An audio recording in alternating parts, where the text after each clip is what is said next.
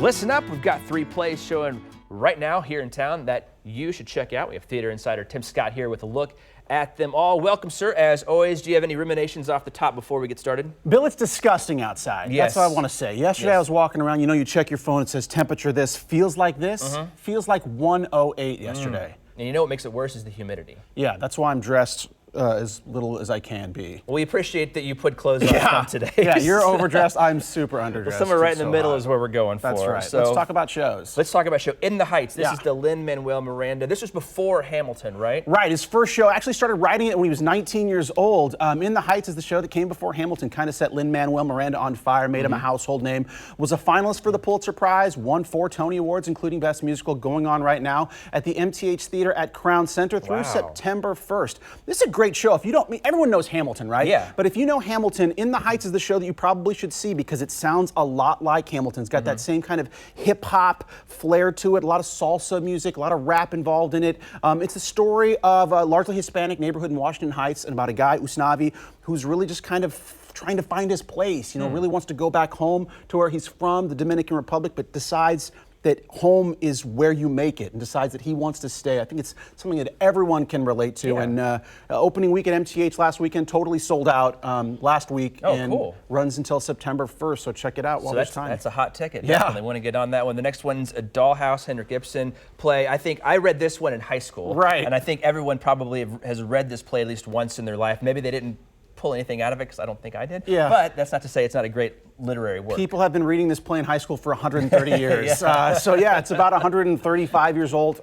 Ibsen's A Doll's House, currently at the Kansas City Actors Theater. This is a very controversial play when it was first written. The end of it is the woman leaves her family, leaves her children behind to kind of do self-care, which is kind of a really important thing in 2019. Also, it was kind of interesting watching this play in 2019 because it's riddled with misogyny, it's not very kind in how it talks about women. The translation from the 1890s to today is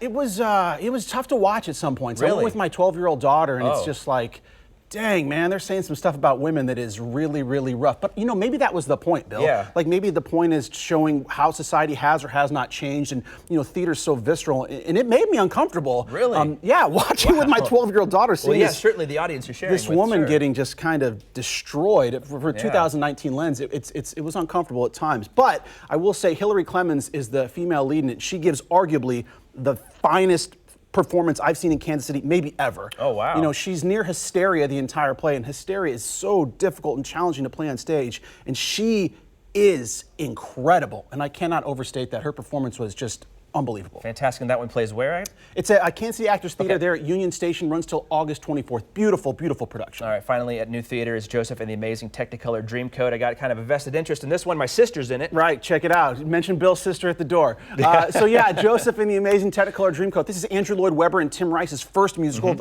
Andrew Lloyd Webber was still in prep school, I think college, when he wrote it. This is based on a very, very popular novel called The Bible.